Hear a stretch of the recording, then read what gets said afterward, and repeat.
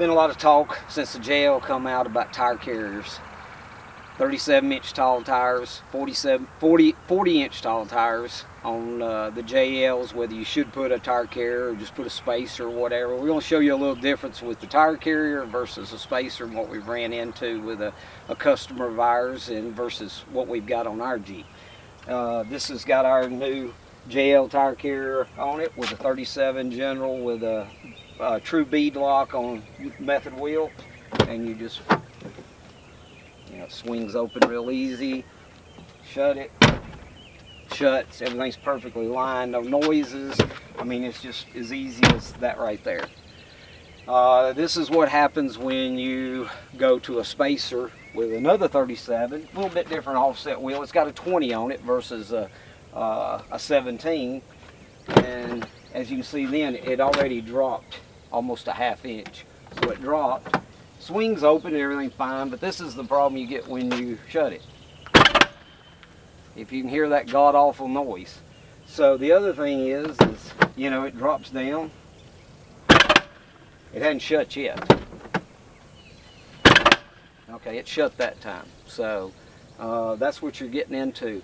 What we found out when the customer brought it, we looked first and he's got a spacer on it. Basically it moves it out, and the spacer's already cracked and broke. Well, what's happened inside the tailgate, there's a double liner in here that actually on our carrier, it goes all the way through.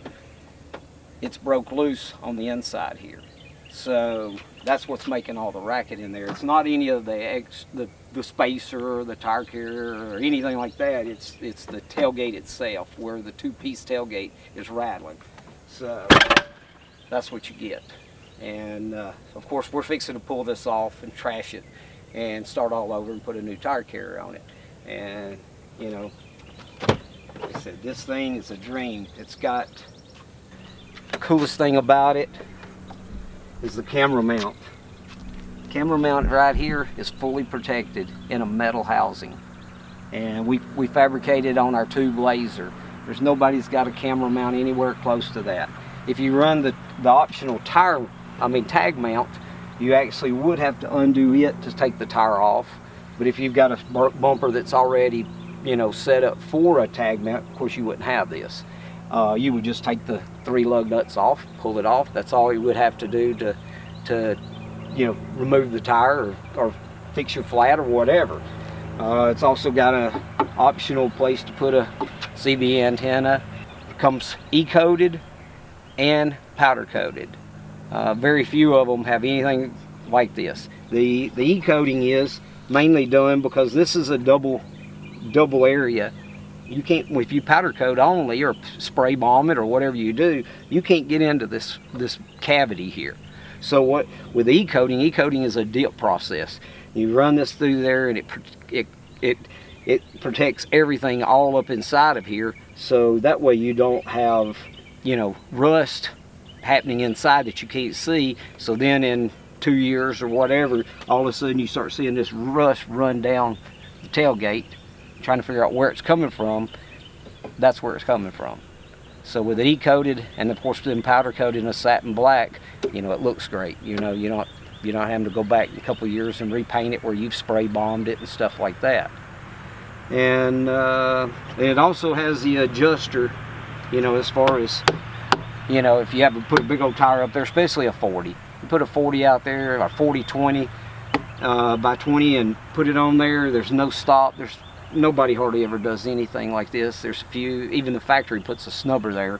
But like I said, this is fully adjustable, so if you change wheel and tire combos or offsets in your wheels, or you've got everything to make that work.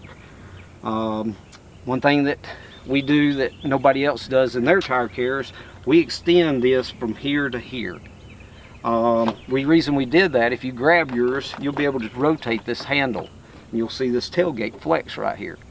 With this extra piece in here, gave us a place to put the antenna, but it also strengthened this whole tailgate up right here. Just made it so much stronger.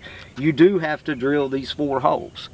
Now, there's been some people that hadn't want to do that. If you don't want to do that, don't. Just leave it here, but don't put the 4 holes in.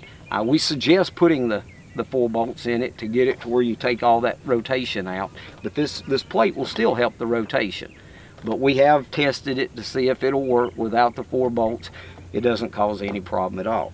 So no difference on the inside. Everything looks just like factory. So if you're running anything on the inside, it doesn't affect any of it. It's all up under here.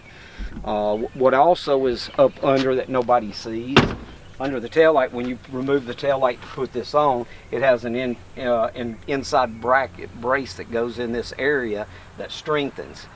You know, nobody else has done anything quite like that. You know, comes with the Oilite bearings here for the pivot points. They'll last forever. Basically, an Oilite bearing, a lot of people don't understand what they are because it's not a ball bearing. It is more like a bushing when you look at it, but it's oil impregnated. Also, this is where if you wanted to run a jack mount, these 4 bolts are already in here. So you just remove these bolts out. You bolt our brackets. Right now we've got an optional high lift jack mount that would go right here. We're looking at an axe and shovel mount. We're looking at a water can or gas can, whatever you want to put there. There's a couple other options. You can also see that, you know, it's all sealed up. Comes with the plugs. You don't see any of the bolt anything. It's a real nice clean look. With the Rusty's tire carrier, you can make sure you can put a 40-inch tall tire and have years of trouble free. You're not going to have this over here breaking off like they did back in the CJs and the YJ days.